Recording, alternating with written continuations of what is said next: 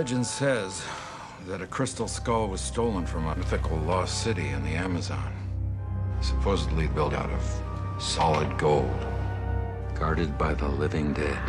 Unreal. Don't touch anything. Hi, it's Angie with News OK. I am here with Brandon McDonnell, who is an entertainment writer, and George Lang, who is the assistant entertainment editor.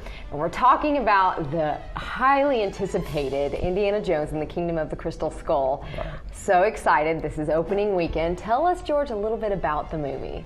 Well, with Kingdom of the Crystal Skull, what they did is they've been true to sort of the progression of the films. They're not pretending that no time has elapsed, because of course the last one that came out in 1989. That was Indiana Jones and the Last Crusade. Well, here it's 1957. It's set in 1957, and what we kind of get a sense of what Indy's been doing all this time. Tell us then, Indiana Jones has had a long life. It's been so enduring. What do you think the explanation for that is?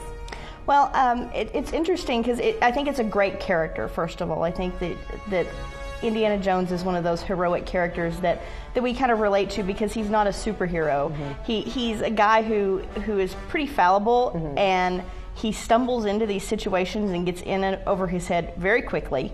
And he kind of fights his way out, but also kind of halfway lucks his way out. And he kind of has this look on his face half the time when he gets out of one of these tight spots, whether it's with the Soviets or with the Nazis, of, I can't believe I just got out of that. And it's interesting, I did an interview with Karen Allen. She played Marion Ravenwood in Raiders of the Lost Ark, and she's back for Crystal Skull.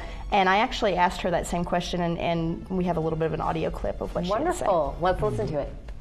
It's imagination mixed with history.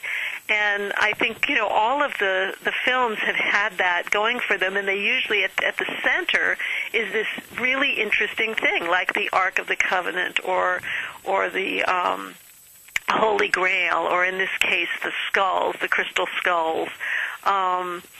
So I think the storytelling is fantastic, and that's part of it. And then I think that they've also developed in Indiana Jones, this really, really remarkable character that is appealing to both men and women, and is a very kind of real, fallible, hero that people relate to and find, funny and appealing and sexy and it's about archaeology, which I think we all are a little fascinated by, this idea of these incredible, relics. And that was Karen Allen talking about the movie Indiana Jones and the Kingdom of the Crystal Skull. Tell us then, in your opinion, George, what the influence on the Indiana Jones series as a whole, what has it been? Well, there have been a lot of films that have kind of touched the same area. You have the National Treasure series that has been popular for the last few years in this decade. But one thing that a lot of people don't realize is that Indiana Jones and the Temple of Doom, which came out in 1984, inadvertently led to the formation of the PG-13 rating. That and Gremlins came out the same year, and there was this firestorm of controversy about the incredible levels of violence that were in these PG films. Okay, now and so Steven Spielberg himself actually went and petitioned the Motion Picture Association of America that they start or that they form a new rating, and he had proposed a PG-14. Okay, well, just a few months later they initiated the PG-13 rating. So now that's become sort of the sweet spot for Hollywood. Everybody wants to aim for that PG-13 rating because it's not too light and it's not too heavy. It's Goldilocks. It's just right. There, I thought it was just really a lot of fun. I mean, it was so great to see Indiana Jones back and in action. It was so great that they were very genuine about it, that they didn't try to act like this. Well, this just happened last week after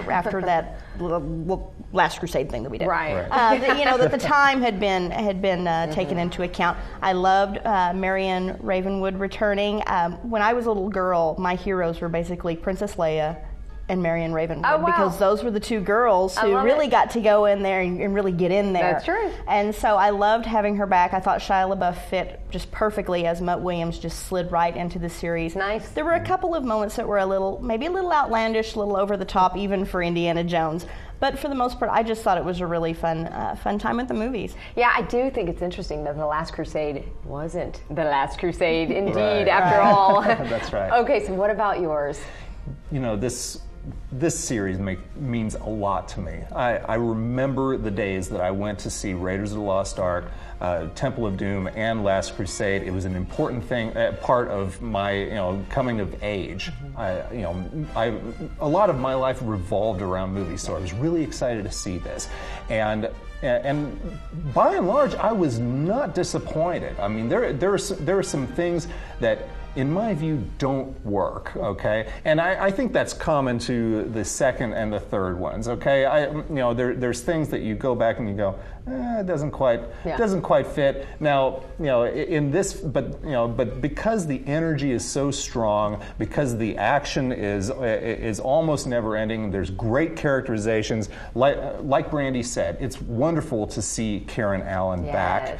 Now, there's a part at the end, toward the end, where it starts to feel a little bit like the greatest hits of George Lucas and Steven Spielberg, where they're just kind of throwing some things in that we've done this before. We're going to shoehorn it into into this story, but those are minor quibbles because it's an exciting film. Exactly. Harrison Ford is fantastic in it. Shia LaBeouf, if he ends up carrying the mantle for this thing, then so be it. He's really, really good. He just fits into it. So yeah, I'm with just a few minor points, I got to give it a really strong positive rating. Nice. Yeah. Thank you so much. For more on George and Brandy's stories, check out Friday's Oklahoman in the Weekend Look section, and that is May 23rd. Thank you guys so much, and let's take a sneak peek at the trailer.